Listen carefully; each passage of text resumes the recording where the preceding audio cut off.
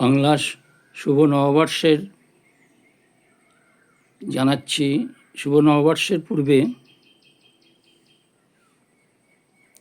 আজ সাধারণ জ্ঞানের কথা বলছি। আগাম বাংলা শুভ নববর্ষের সবাইকে শুভেচ্ছা জানাচ্ছি। শুরু করছি সাধারণ জ্ঞান। স্বাধীন ভারতের প্রথম ডাক টিকিট কবে প্রকাশিত হয়? তার মূল্য কত ছিল? 21শে সেপ্টেম্বর 1947 প্রকাশিত হয়। মূল্য ছিল 3.5 আনা। কত সালে হিন্দু বিধবা পুনর্বিবাহ প্রথা আইনগত স্বীকৃতি পায়? 1856 সালে আইনগত স্বীকৃতি পায়। স্বামী বিবেকানন্দের মহাসমাধি কবে কোথায় ঘটেছিল? 1902 খ্রিস্টাব্দে 4 জুলাই বেলুর মঠে ঘটেছিল।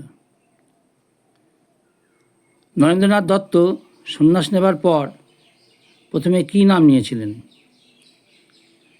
তিনি নাম নিয়েছিলেন বিবিদিশানন্দ এবং সচ্চিদানন্দ। জার্মানিতে হিটলারের গোপন পুলিশ বাহিনীর নাম কী ছিল? গোপন পুলিশ বাহিনীর নাম ছিল গেস্টাপো। মুম্বাইয়ের স্টক এক্সচেঞ্জ বাজারের নাম কি? মুম্বাইয়ের স্টক এক্সচেঞ্জ বাজারের নাম দালাল স্ট্রিট। সুয়েজ খাল কোন সালে খোলা হয়? 1860 সালে সুয়েজ খাল খোলা হয়। প্রথম বিশ্বযুদ্ধ কতদিন ধরে চলেছিল? প্রথম বিশ্বযুদ্ধ 4 বছর 38 দিন ধরে চলেছিল। কোন ভারতীয় মহিলা প্রথম রাষ্ট্রসংঘের সভানেত্রী হয়েছিলেন? শ্রীমতী বিজয়লক্ষ্মী পণ্ডিত প্রথম রাষ্ট্রসংঘের সভানেত্রী হয়েছিলেন। ইউক্লিড কোথায় জন্মগ্রহণ করেন? ইউক্লিড আলেকজান্দ্রিয়া নগরীতে জন্মগ্রহণ করেন।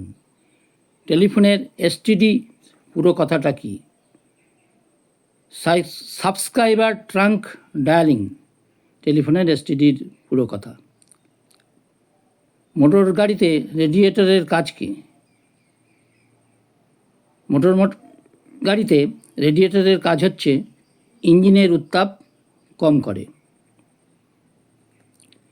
আয়ারল্যান্ডের পুরনো নাম কি ছিল? আয়ারল্যান্ডের পুরনো নাম ছিল আইরিশ ফ্রি স্টেট। ইংল্যান্ডের কোন মহারানী মাথায় পটচুলা ব্যবহার করতেন এবং কেন ব্যবহার করতেন? রানী প্রথম এলিজাবেথ, তার মাথায় টাক ছিল, সেই জন্য তিনি মাথায় পটচুলা ব্যবহার করতেন। ভারতের শহীদ দিবস কোন দিন কী কারণে পালিত হয়?